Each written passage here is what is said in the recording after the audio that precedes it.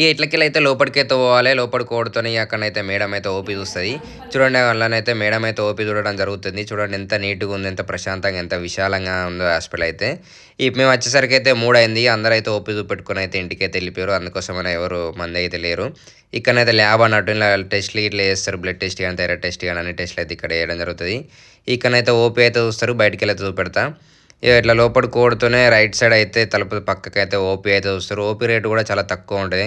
ఇక్కడ ఏందంటే మెడిసిన్‌కి గాని, ఓపీకి గాని పైసలైతే తక్కువ ఉంటది. అంటే ఇది ప్రమోషన్ వీడియోనైతే కాదు. ఎందుకంటే మేము మా భార్యనైతే 3 ప్రెగ్నెన్సీల కిందనే చూపెట్టుకుంది కాబట్టి మాకు నచ్చి వీడియో చేయడం జరుగుతుంది. చూడండి బయటనైతే విశాలంగా ఉంటది. ఇంకా వార్డ్‌లు కూడా నీట్‌గా ఉంటాయి. స్పెషల్ రూమ్ సౌకర్యం కూడా ఉంది. స్పెషల్ రూమ్ మీరు జనరల్ వార్డ్ చూత్తేనైతే స్పెషల్ రూమ్స్ అయితే తీసుకోరు. ఎందుకంటే అంత బావుంటాయి జనరల్ వార్డ్ కూడా.